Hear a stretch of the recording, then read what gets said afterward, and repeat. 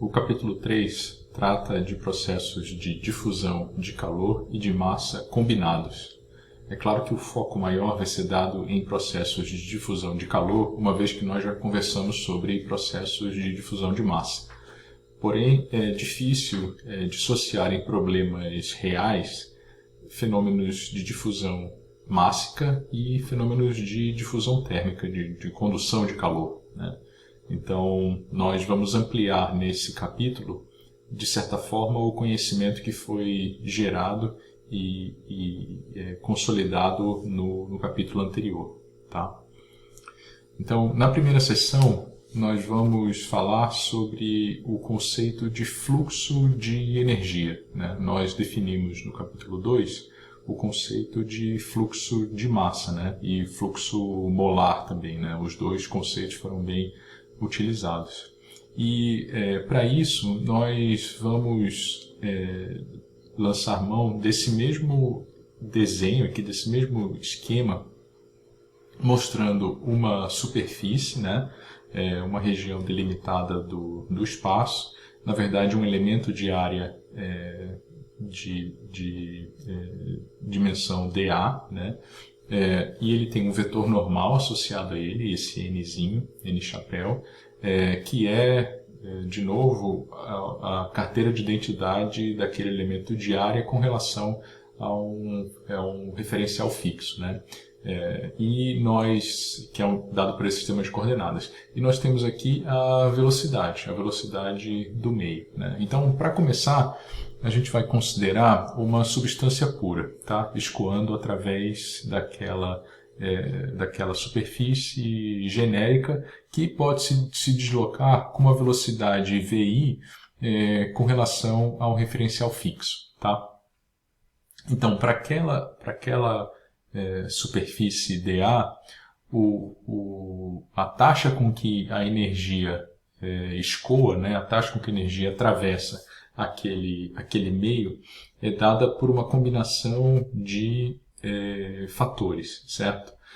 Então aqui nós temos a taxa total, que é um D ponto, na verdade é um D, né, um diferencial, porque a área é diferencial, e ela tem basicamente essas componentes, ou seja, uma componente de entalpia, né, que é o fluxo de massa ρV daquela substância que atravessa a fronteira, atravessa aquela não necessariamente uma fronteira, mas aquela superfície e carrega consigo entalpia, né, transportando entalpia, mais condução, ou seja, a energia pode atravessar aquele elemento de área com a massa que atravessa aquele elemento de área, que por sua vez transporta energia, e também em existindo um gradiente de temperaturas no meio, né, atravessando, digamos, aquela superfície, energia vai fluir através do elemento dA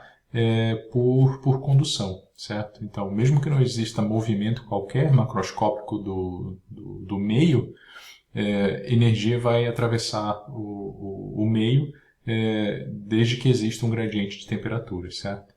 Tá? E só para deixar claro aqui, né, esse termo de entalpia, na verdade, ele próprio considera energia interna, né, mais o trabalho de fluxo ou o trabalho de escoamento, ou seja, a entalpia é U mais PV, né? Então, a energia interna é a energia cinética microscópica da substância, do fluido que está se deslocando, né? Então é aquela energia associada à sua temperatura, mais a energia necessária para deslocar o fluido, né? O que a gente chama de trabalho de fluxo, ou trabalho de escoamento, ou seja, a energia necessária requerida para fazer o fluido se mover, por isso que é U mais PV. Esse PV, na verdade, é um trabalho que é executado para que o fluido possa se deslocar, certo?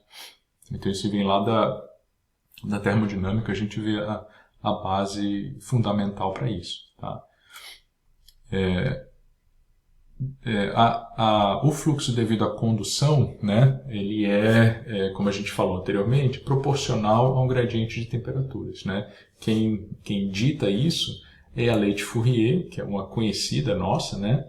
de outros cursos, de cursos de graduação, que é a lei fundamental da transferência de calor. Na verdade, uma das leis fundamentais da transferência de calor, uma vez que existem mais de um modo de transferência de calor, né? Mas para a condução, né, e essa é uma lei empírica e é uma lei constitutiva baseada em observações experimentais, que diz que o calor flui, né, no sentido oposto ao gradiente de temperaturas, ou seja, da maior para menor temperatura, e mediante uma constante de proporcionalidade, que é propriedade do meio material, no caso, a condutividade térmica, né? Então, a condutividade térmica K é a propriedade do meio material e nós podemos classificar os meios materiais com relação à transferência de calor como meios isolantes e meios condutores, né? Então, a gente coloca aqui algumas faixas de valores para a condutividade térmica K em unidades SI, né, para gases e materiais isolantes térmicos, então K menor do que 0,1 watt por metro Kelvin, para líquidos e materiais não metálicos, o K da ordem de 1 watt por metro Kelvin, e para sólidos e metais, o K maior do que 1 watt por metro Kelvin. Para alguns metais muito bons condutores, como por exemplo cobre, a condutividade térmica chega a aproximadamente 400, né, 400 watts por metro Kelvin. Então, é uma faixa bastante extensa que perfaz várias ordens de grandeza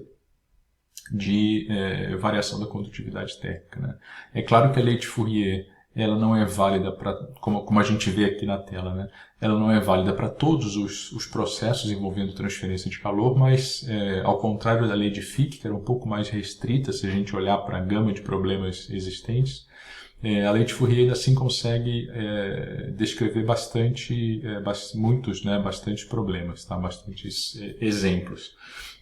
E essa lei, como é mostrada aqui, ela é válida para o meio isotrópico, né? O que significa um meio isotrópico? É aquele em que o fluxo ele é igual em todas as direções, né? Não existe direção preferencial, não existe anisotropia no meio que faça com que o material seja um melhor condutor num sentido e não no outro, né? É claro que há materiais em que efeitos de anisotropia são importantes, geralmente materiais compósitos, né, têm essas características. Alguns materiais funcionais, ou seja, que são propositalmente fabricados para que tenham esse comportamento, e aí a condutividade térmica assume uma característica um pouco mais distinta, ou seja, ela deixa de ser um escalar e ela passa a ser um tensor, certo? Então, é interessante essa abordagem, mas a gente não vai tratar desse tipo de problema aqui, né? Eu estou colocando aqui mais a título de informação para vocês, tá?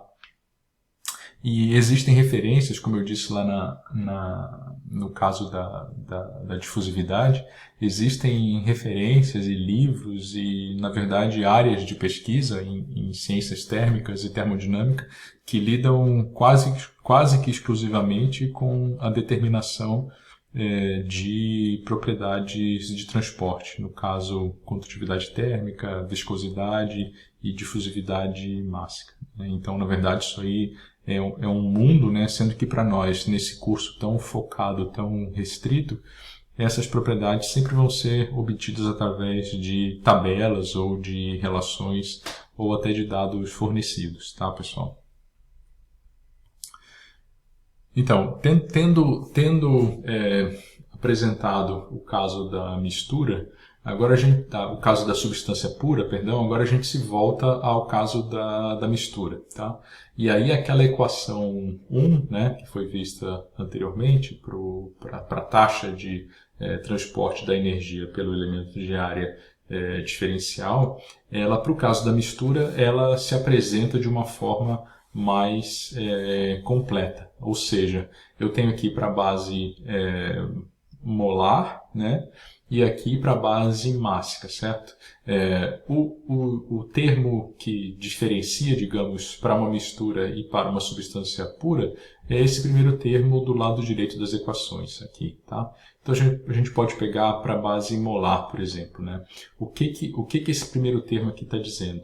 Ele está mostrando o produto do fluxo molar total daquela espécie, ou seja, o produto CI-VI, né? É o fluxo total molar da espécie, que nós sabemos que é composto de duas parcelas, a parcela advectiva e a parcela difusiva, né? E esse fluxo total multiplica a entalpia parcial daquela espécie, certo? E tudo isso é somado em todos os NCs componentes, tá? Então, para cada espécie, é como se eu tivesse o seu fluxo total, né, o CI-VI, multiplicando a entalpia parcial, né? Então, eu estou preocupado só com aquela espécie atravessando a minha superfície de interesse, transportando a sua entalpia parcial. Quando eu somo tudo isso para todas as espécies, né, todas as entalpias parciais, eu tenho a contribuição energética total daquele meio que se desloca, certo? Tá? É óbvio que depois a gente vai quebrar, né, esse componente aqui, essa parcela, em parcelas advectivas e difusivas, tá? Mas em resumo é isso, né? E a mesma coisa aqui para a base mássica, né? Na base mássica a gente tem o produto ρI-VI, né? Então agora é o fluxo mássico do componente, né, que transporta uma entalpia parcial que é definida aqui embaixo, uma entalpia parcial na base mássica, tá? Então da mesma forma que a gente tinha a entalpia parcial que foi definida na base molar, né, ou seja, a entalpia total da mistura era o somatório, perdão, dos produtos CI dos produtos NI, perdão, H/I, né, dos produtos NI, que é número de mols do componente vezes entalpia parcial, a gente vai ter também a entalpia total, absoluta, né, em quilojoules, que é a soma dos produtos MI de massa, né, vezes o Hzinho chapéu, que é a entalpia parcial na base mássica, né, como está colocado aqui, em função da entalpia parcial na base molar, entalpia parcial na base mássica, tá? E a definição é essa daqui, do Hzinho chapéu, né, da entalpia parcial na base mássica, e eu não coloquei da entalpia parcial na base molar, porque a gente já viu isso lá no capítulo 1, tá? Então nem precisou colocar, tá? Então, para passar para o outro slide, ou seja, para a gente esmiuçar essa parcela onde existe ali embutido um fluxo advectivo e um fluxo difusivo, né, naquele fluxo total do componente, nós vamos adotar, só para simplificar, ou seja, sem perda de nenhuma generalidade aqui, a gente vai adotar que o VI, a velocidade da interface daquela superfície, é igual a zero, só para simplificar, para não ficar com muitos termos na conta, tá? Mas não tem nenhuma perda de generalidade aí, tá, pessoal? Então, eu vou dar uma pausa no clipe aqui para poder passar para outro clipe que já está dando 15 minutos aqui, tá?